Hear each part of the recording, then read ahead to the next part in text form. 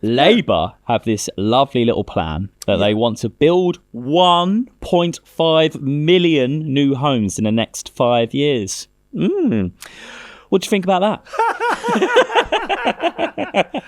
It's very similar to the Conservatives, what they do, but they've no chance, have they? Yeah. Absolutely no chance. But these homes, obviously, they're not just going to be matchboxes. They've got to be super sustainable, require a lot of skill, have to be perfectly insulated at 1.5 million. So what do you think will actually happen? They'll build about 100,000. Yeah, probably, yeah. I mean, it's crazy, isn't it? I mean, how are they going to do it then? We're going to talk about this today, but it's a mammoth task. And, like it's a bit like I see in Sheffield, they'll build a brand new office block. Yeah. Right at the side of old office blocks that they're going to knock down. And you think, well, they're obviously doing that for a reason, and this must be cash shot, or they're not insulated right, or I don't understand it. But all I find is that you're knocking one sort of properties down to build something else that's costing an absolute fortune. And we're talking about sustainability. It's going to cost money to knock things down. That's a very valid point. That's things, it. It's like, and then we've obviously got where do you build them? Oh, you can't build it there because that's near my house, and I'm not. Exactly. And then you can't knock that. You can't chop all those trees down to build houses, can you? So where are we going to build them? Brown sites, It's such a, and who are we going to get to build these? Because there's not many people getting into the trade, and they're going to need a skilled workforce to do all this. Well, we're on about building new prisons and all that, but before that, we're going to let people out of prisons, aren't we? So there's going to be loads of labour there. Maybe that's what they do. They get the people out of prison and teach them how to build new prisons. Well, they can easily teach them how to be a plasterer. At least they'll find all the weak spots, won't they? Okay. Build some tunnels in there. So who in our trade does this potential work appeal to, and are they the right people to get into this new build domestic site work? Again, we all know about site work, don't we? We all know about working in the domestic and all that kind of stuff, and retrofitting and stuff like that, like we all do, and commercial work.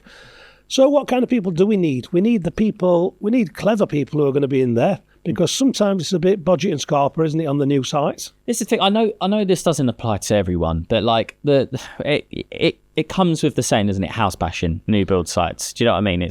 You got flat bashing and you got house bashing, and it's, for me, like, I don't want to stereotype, and like it's that it tends to be that sort of stepping stone into then doing the real work that you want to do, which might be like, the retrofit, the renovations, the sort of making it all upgrade. But I feel like a lot of people that are on sites, it's that comfortable, I've got work for a little while, slinging it all in.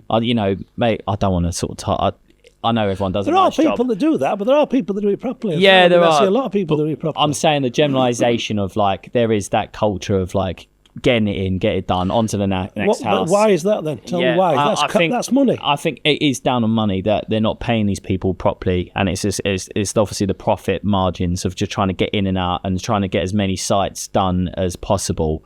And it's probably the wrong way to do it. Again, it all comes down to money, isn't it? But if they are going to hit this 1.5 mythical million house target, what standard of work is going to go into there? Because especially with new homes, like, look at the snagging pages that you get on social media. They've got to be affordable as well, haven't they? Well, this is it. Because we're on about that they've got to be built to these new standards, and they've got to have this, that, and the other. And it comes with a cost. It's not free. Yeah. And we all know that. Let's get serious. That you buy a plot of land, you build a house on it, you make money on if you wanted to sell that property. Mm-hmm. So we've got to come to some sort of sustainability and affordability, haven't we? Somewhere along the line, it's got to meet, hasn't it? Otherwise, you ain't going to end up with, you're going to be building all these houses, nobody can afford to live in them. To be honest, that's where I think this is going to go, because I'm obviously building my house and the costs are just getting out of hand. They're just like, you need this, you need that, and it's only getting more difficult. They're talking about like every material by 2030 being sustainable. There's only going to be putting the price up on everything. Like, you have to find sustainable materials for everything.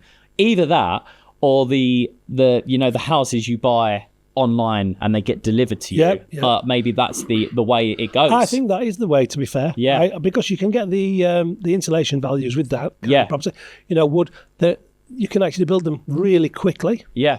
And I think that, looking at the way Europe's gone, and it's obviously coming into Britain now. Yeah. And quite big, and especially for self-builds, they are, you can buy a property offline, I want that one, I want that. Yeah. Boom, there you go. Yeah.